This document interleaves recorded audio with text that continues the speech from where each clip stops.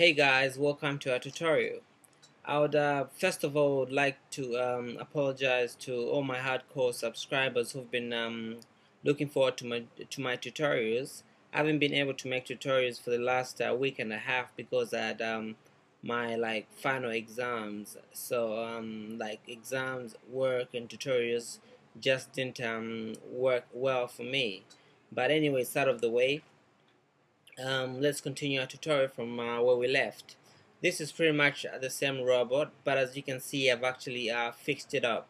I've actually beveled the shoulders, elbows, and the palm, like the arm, and I've also put that little cap at the top.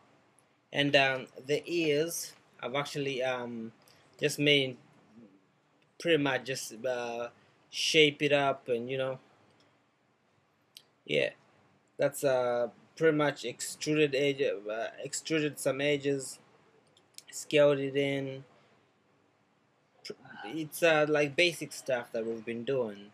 And for the chest, that curves that made some sort of ridges, as you can see. This is pretty much a NURBS curve, and excuse me. And I just made ridges using the hue and just pull it using control vertices. Using vertices, just pulled them in and made them like that, and just duplicate it to make the duplicate twice to make the middle and the bottom one. And again, curves, and just loft select them one by one, all from top to bottom, and just loft it. Here it was just a curve that I made up and just rotated it to make that. And I duplicated it and brought it towards there. Okay, this one is just edge joining the edges. That's pretty much it. You've learned all this in the previous tutorials. And for the chest, again, I used curve and just lofted the flat plane.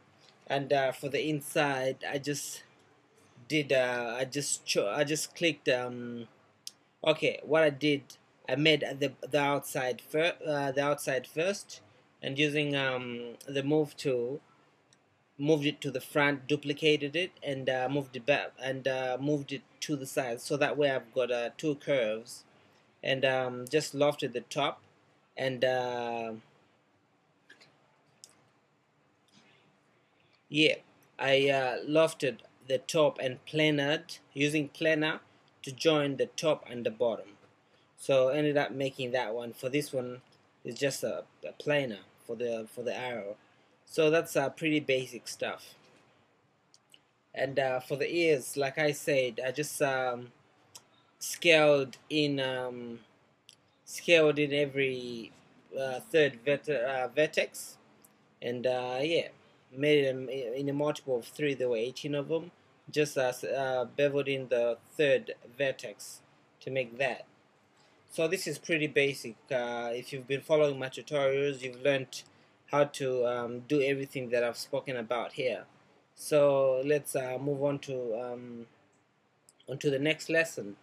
And our next lesson will be materials and textures. So the best way to look at materials and textures is as a coat of paint. You can add color by adding materials. Okay, you can add color to this little robot here by actually adding materials, and you can also add texture within those materials that we add. So now let's go through the basics of these materials. Note that all of these let's go here. All of these rendering stuff will be found in this like shelf. Okay, will be found in this shelf. And again, if you go, make sure you put rendering as a drop down menu, and all of these lighting and shading all these other options will come up. So you can find rendering on the shelf as well as lighting.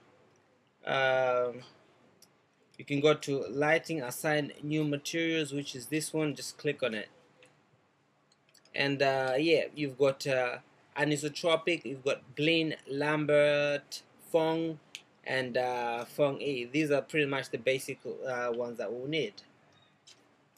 So from here we can assign any of these materials to our robot. And one thing you need to bear in mind is that all these at the bottom, let's scroll down so you're able to see them. All these at the bottom here are ones that are only available for mental ray renderer. Okay, like for example, if we look at let me just close this, guys. Don't you hate it when that happens? For example, if we look at this one here, my car paint, this one would be excellent if we had a car, which we'll do in the next few tutorials. I'll show you how to model a car. But anyway, for now, this one would work well if this was the car, and would probably just attach the paint to the car. But yeah, and again, like I said, it works well with the mental ray renderer.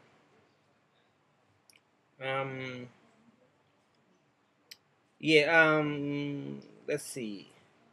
Yeah, the car paint wouldn't render well with Maya software renderer, which is what we're using at the moment. So let me go through some of the basics here. Okay, if we go at the top, there is Blin, there's Lambert, there's Fong, and Fong E. Fong and Fong E. These are pretty much these are the main shaders that we use in Maya, and these ones and the same ones are the mostly used shaders in pretty much all 3D packages that I know. Okay, there are ways of getting to these shaders either here or here. It depends what you want. So you can get to them through this drop down menu or from the shelf. Okay, usually I just use the shelf, but it's up to you. Okay, and the other thing I would like to share with you guys is you can also select an object, like let's say we select the chest. Okay, we'll right click, then assign new material from here. Okay, so when you do that, this one will come up again. So yeah, you might as well learn all those, and just so you don't, you might as well learn. It's useful. The one I use mostly is this bad boy here. Where is it? This bad boy here, Blin. Okay, which is that one there. That's the one that I use mostly. So let me show you. Let me show you how this works. So when I do that, when I select that and just Blin, we actually assign the Blin material to the chest. Now that the Blin material is applied to the object itself, we'll be able to see there it is, a Blin. Okay. So when I check on the object and when I come to this side, you will notice everything I used to create this chest, which is voila. We've got Blin and Blin. You can see these Blin that I've actually attached to it. So the shader allows you to assign a number of parameters. Okay, this shader allows you to assign a number of parameters. But bear in mind that the type of parameter depends entirely on the shader. Okay, the type of parameters that you get, these parameters that you get, will depend entirely on the shader that you choose between all these on top, which is anisotropic, blah blah blah blah blah. You get the idea. So the shader allows you to assign a number of parameters. Now the type of parameters depend entirely on the shader, like I said. So we can see here that some of the main parameters, uh, like um, like the color, change, transparency, ambient. Yeah, we can. Let's see. Just bear with me, guys.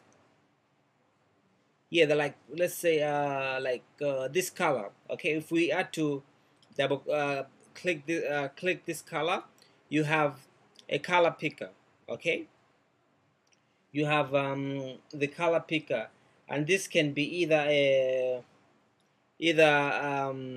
RGB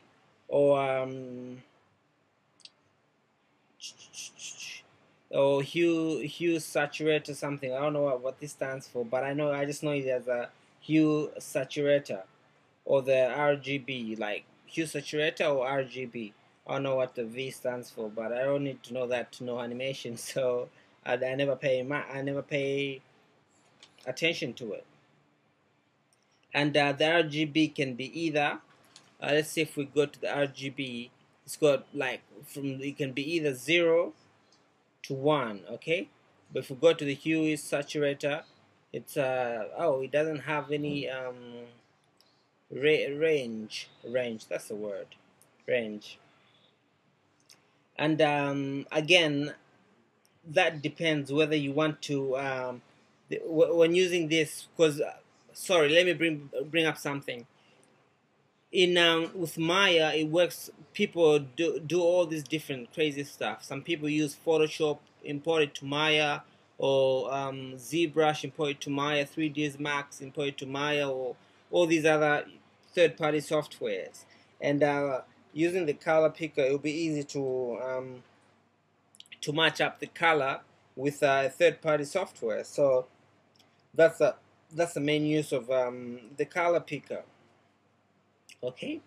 We can also do stuff like let me just close this one. We can also do stuff like transparency. Okay, as you can see, transparent. Okay, in fact, let me go to that one, change it to blue. That's pretty cool. Then done. That way we've assigned the color. But again, we can also do stuff like the transparency. Okay, look at there, the material sample. You can see what's going on there. Okay. And depending on what you want, depending on what you want to do, you can do this for Windows or okay. One thing you need to know, guys, you can also let's say if I want to, because this is a robot, if I want to make the chest see through, make it look like glass, if I want the chest to look like it's made of glass and have all these crazy stuff inside, like the old Apple computers, you can have all to make it look like, anyway, to make it look like glass, that way you can see through. Okay, the most ideal material to use is the Feng E, but again, we'll get to that. I'm just introducing you to this at the moment, but we'll get to that. Other parameters are ambient color, which is this one. Okay, note that some of these note that ambient color, as you can see here, it won't show in the viewport, only in the material sample. Okay, and the same, you get others that will show in both viewport and material sample, and some that will only show in the material sample. So you should bear in mind that that's not there's nothing wrong with your program. It's just, that's just how it is. Look on there, not there. So what the ambient color does is it's sort of a self-illumination parameter. Okay, it's sort of a self-illumination parameter. So we also have incandescent. I don't know how to pronounce this word, incandescent. Okay, And this pretty much just blows up the highlights of our material. So ambient color illuminates there, color illuminates and adds some highlights, and incandescent blows it up. Get this right, guys. Okay, let me say it again. The ambient color, this one, the ambient color illuminates and adds some highlights to your object, to your material, whatever you've assigned here. Let's say in this case, the blend material. Okay, and incandescent blows it up. Incandescent, this one will just pretty much just blows it up. We also have bump mapping, which is, yeah, we also have bump mapping. Also have diffuse, let's say diffuse, which is this one here. Yeah, we also have diffuse, which is a shadow side of our object, pretty much. That's what I think, anyway. See, just shadows the object. In addition, we also have translucent, which is almost like a back glow with a depth and focus. As you can see, we've got translucent, which is we've got translucent, that one. We've got depth, and we've got the focus. They're all translucents. Okay. Now, the real difference between all of these shaders here, these shaders here, is between all the shaders is how it handles specularity, which is pretty much the highlight. Okay, the only difference is how these shaders. The only difference between these shaders is pretty much how they handle specularity. In other words, how they handle the highlights. So if I want, I can give it roughness. Let's go to specularity here. Okay, let's wait. Always does that. Bear with me, guys. So if I want, I can give it this. I can give it roughness or highlights. Highlight size. So make sure your transparency is how you want it. Okay, make sure you pay attention to your transparency. Make sure it's just right. So the main point is that each of the shaders you use, each of the shaders that you use from here. So each of the shaders that you use from here have a different specularity, specularity model, or specular model. It's up to you, or whatever word you prefer. So that is the difference between them. Okay. So if we want, we can change the type of shader from here. Let's bring that one up. We can change the type of shader from here if we want. We can change it into Lambert, Fong, or Fong E, whatever we want. So if you scroll down, if we scroll down, the specularity shaders will be different. So let's say at the moment we've got blend. So if we take it to Fong, specularity shaders will be different. See? So yeah, they pretty much vary. Okay. So, and again, okay, let's as you can see, Fong has what is called there cosine power. Where is it? Fong has what is called the cosine power, which is which determines the shape of that specular. I can't even say it. Specular highlights. Okay. Then again, play with it. Self-explanatory. Play with it. Play with Fong, Fong E, whatever. Play with it. Yeah, and let me just get my notes. Doesn't matter. So all of these are just simulated here. All of these are just simulated here in the viewport. But to actually see the action, you need to actually render this object. So and again, we're not going to. I would like to point out that we're not going to get into hardcore rendering just yet. But let me just show you some basics about rendering. I've got a hiccup. Hey, click on that. The rendering shelf will come. So if we bring this up, we can you notice that we can actually choose. We've got Maya software renderer, we've got Maya hardware renderer, and we've got Mentoray. So we can actually choose from the list. Okay, we can actually choose from the list. And again, because by default you'll be using the Maya software renderer, so you can just go that one and change the quality.